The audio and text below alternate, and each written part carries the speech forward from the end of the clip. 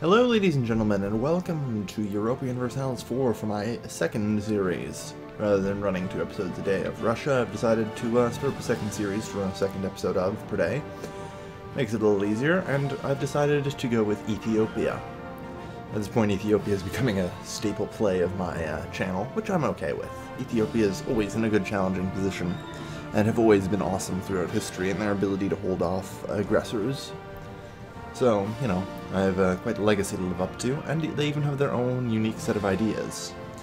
The Solomonid claim our ruler's forefathers, a descendant of monarchs of Axum, from the bloodline of King Solomon and Queen Sheba.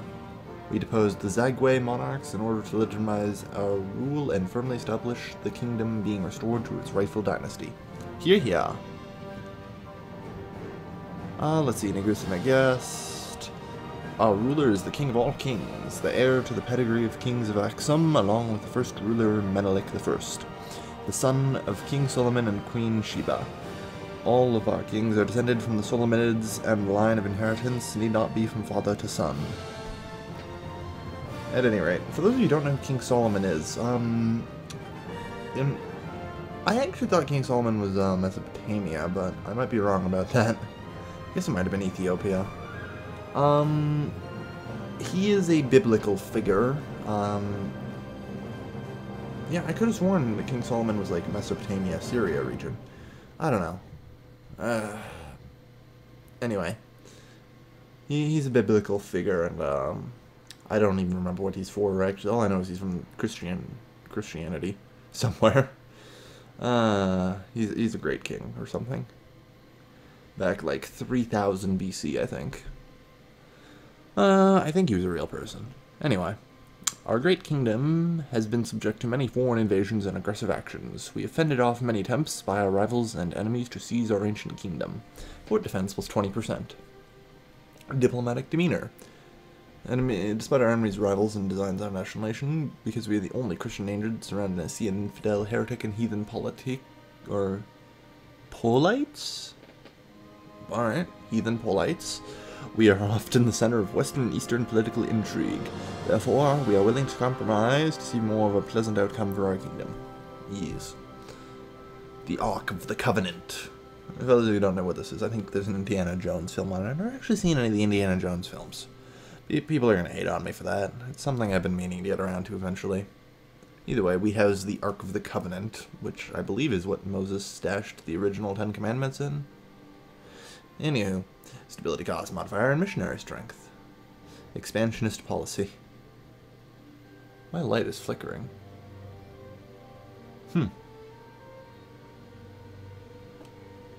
That's worrying. I'm not certain. Well, it's stable now. I guess there's a slight jump in the power grid.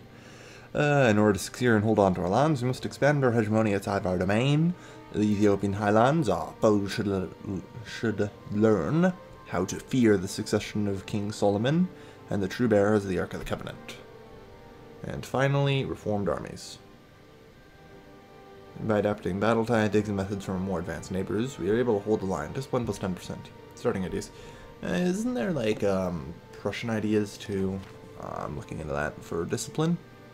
Yeah, there we go. Prussian ambition discipline plus 20. That it? Yeah, and more Olive armies. Yeah, so not quite Prussia, that's for certain. But you know, for a sub-Saharan group, not a bad set of ideas. The problem is, being in sub-Saharan not only means my technology is twice as expensive, my monthly power is reduced by 2. I don't know if I have a base of 3 still, or if my base actually goes down to 1. It doesn't matter, I've got a really good monarch, so... in reality, it's more like 4, 3, and 3, and that's still better than most of the monarchs I've had as Russia. I think, in fact, better than all of them. Yeah. The other problem is we start at level 1 techs, compared to our neighbors, who are, well, at least most of them anyway, are slightly more advanced than us, to say the least. Which is kind of problematic, but we'll have to work on it. Anyway. The options I've chosen are my usual setup. I would play Iron Man mode, but that sets Lucky Nations to historical. I'm actually okay with Lucky Nations if they're on random or something, but locking on the historical just gets boring. It seems more like you're forcing history and everything. I don't always want to see a Europe comprised of a gigantic Austria, gigantic Prussia, gigantic France, gigantic Spain, gigantic Great Britain. I mean, hell, when we discover Europe, we might just end up like seeing Livonian Order, oh, this gigantic chunk, whatever. Like, it's like, yeah, sup, bro. I conquered half of Europe while you were down there in Africa. It's like, yeah, that's what I love about Paradox games, so that's what I really hate about Lucky Nations. Otherwise, I would play on Iron Man mode. I don't really save scum, so doesn't matter to me. But I just hate having forced Lucky Nations to historical. At least random, you know. Then there's sometimes like Naples will be a Lucky Nation, just like gigantic near Roman Empire Reformation sort of thing. And like you get all this stuff, and that's what I like about it. I'm okay with random Lucky Nations. It's just the forced historical is not what I want. So anyway, let's get into the game finally. Yes. Now, I need a game plan. Game plan. Obviously, fighting the Mamluks is going to be nigh impossible. But from my game as Muscovy, it didn't seem that bad. Like, when I came down and looked down here, I only ever saw Massawa taken by 1550. So, oh, lovely. I can't even see jack all. That's just great.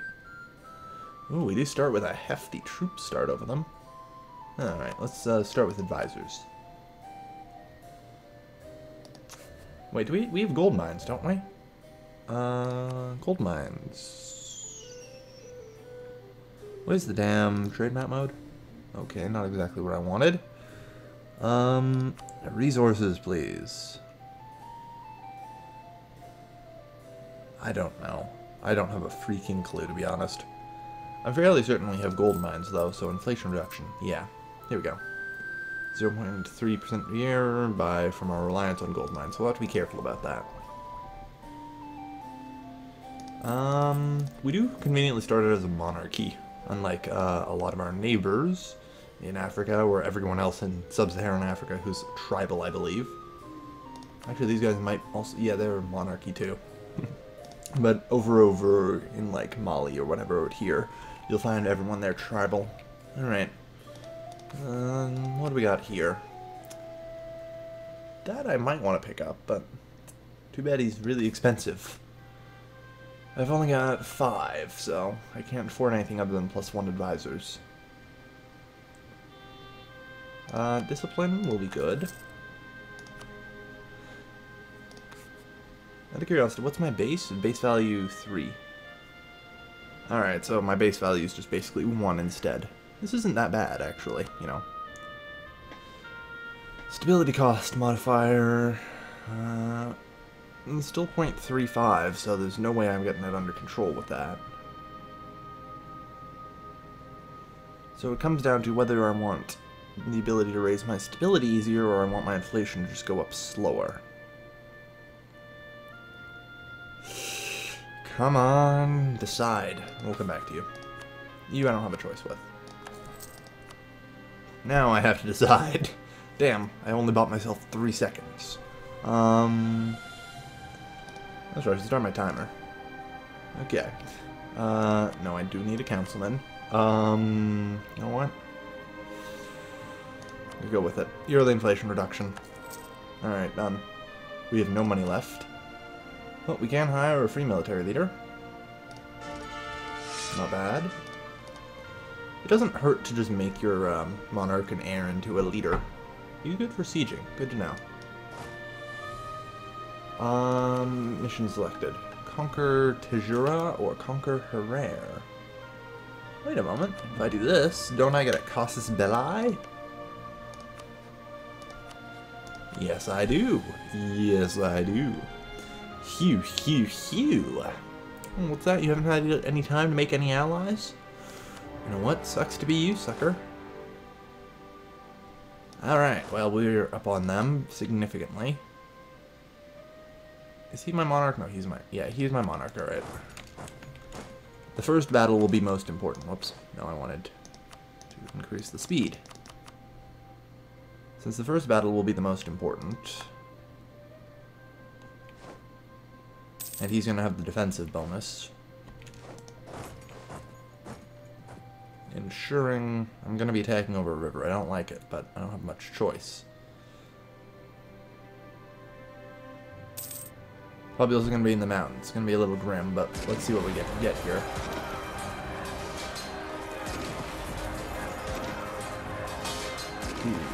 Not great.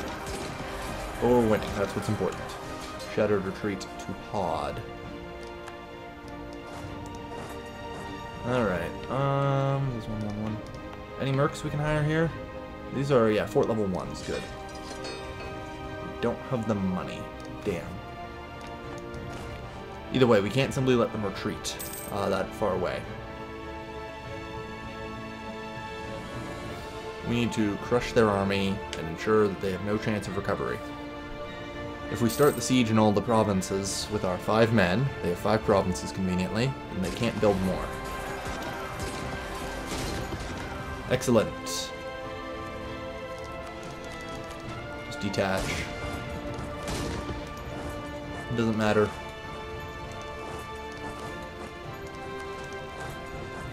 Spread out. Go. So long as we have a unit occupying every province, they can't do shit.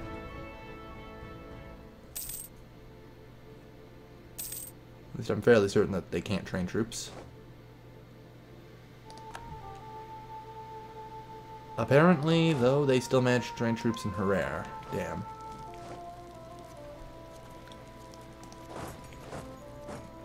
'10th of May, 24th of May. Alright, that's something. Damn it, did they really manage to get that off? Ah. Don't you lose on me.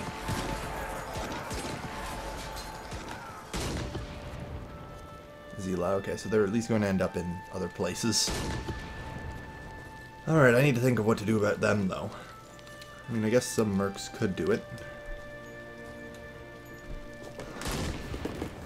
Do we have the money? We do have enough money for some mercs.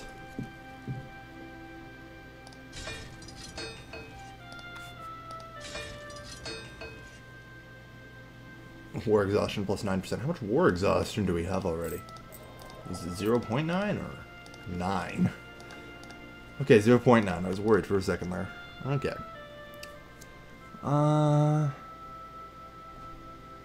Yeah, alright. What's our force limit? I assume we didn't start at it, right? There's no way we started at our force limit. 5 out of 7, right? Okay. Yeah, well, we'll just build another. So they're just going to retreat into them. Take a hell of a beating here. Probably lose. No, they're going to retreat into Hod.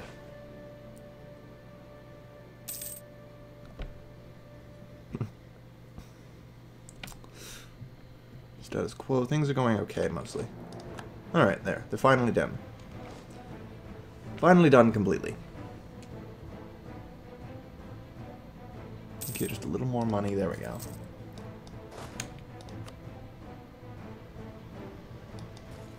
Suppose we can't change our leader onto our monarch, can we? Damn. Alright. Good luck. Gonna need to make sure we at least outnumber them 2 to 1. They can't train troops right now. So, they're out of luck when it comes to reinforcements.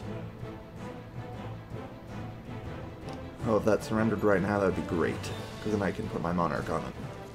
No, I don't need to risk losing him. He's too good. I don't know how good my heir is, though. Only one way to find out.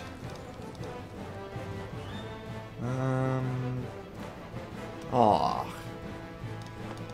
Never mind. You know what? Lead troops. I don't care if I lose the battle. If I even damage him, he can't continue the siege, so... good enough for me.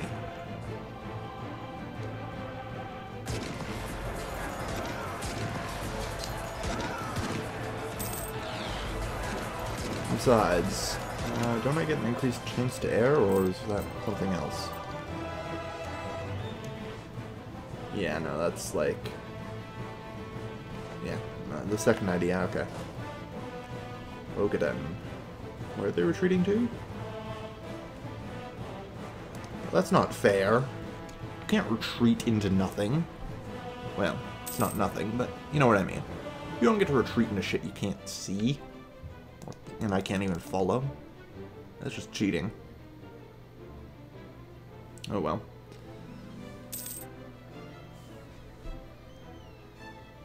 I doubt we'll be able to annex them, but...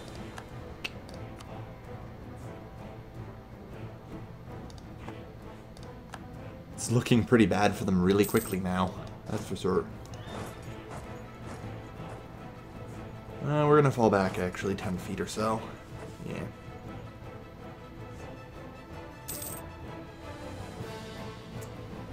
Yeah, I want to let them come back in if they want to where I can see them. That siege hasn't even started.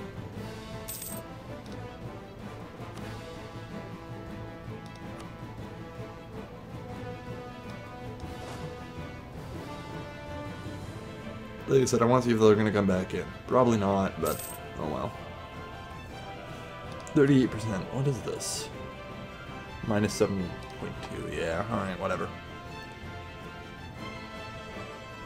Well, they're almost beat. Let's put a general with some siege there. That'll help. Sieges here go a little quicker.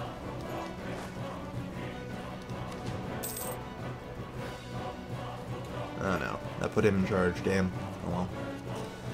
Because there's only fort level 1, so it's only a -1 instead of a -2 like it is in Europe.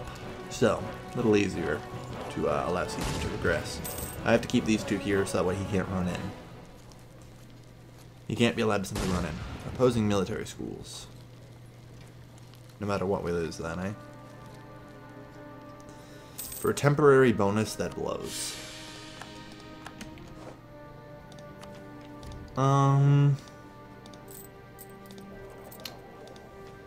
Where is it? Where is it? I can never figure out where to raise my stability.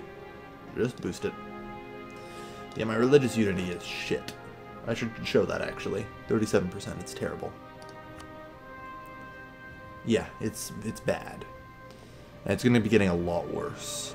And the worst part is most of these provinces, I cannot convert them.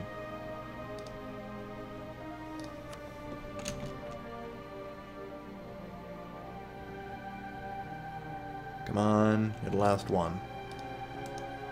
Do it. Actually, I suppose I can start converting the animists. They're easy. Takes 9 months to convert that. Animism is easy to convert. I've got 2 animism provinces. So, the rest is all Sunni. I got 3 Sunni provinces, is it? Yeah. I'm about to get 5 more. Like, that's not going to hurt at all.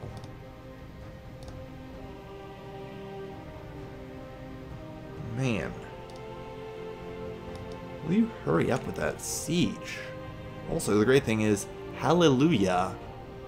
Wait, what? Apparently I was ranked something for a moment. Looks like I might have been ranked, like, top 10 military for a moment. Don't know. Alright, come on, 21. Get me in already. 35. Almost there.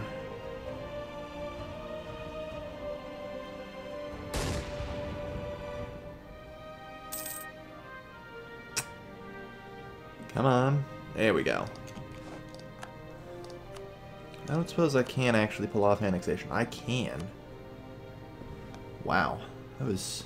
and barely any overextensionism. Great. Send the demand. 1 war. I wasn't expecting that. That's great. Though we do have a problem now. Luckily this stuff's gonna be cheap, it looks like. Only 15 to 20 administrative power apiece. Except for their capital, I suppose. Makes sense. 2 base tax, everything's else 1. Yeah. Land ain't rich around here, I'll tell you that much.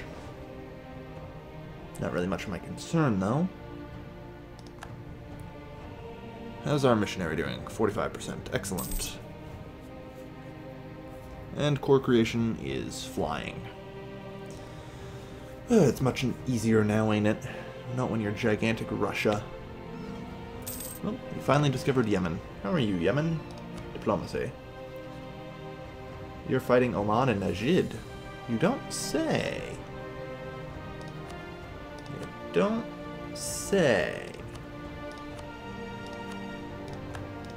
Well, thank you everyone for watching. That's a bit of a cliffhanger.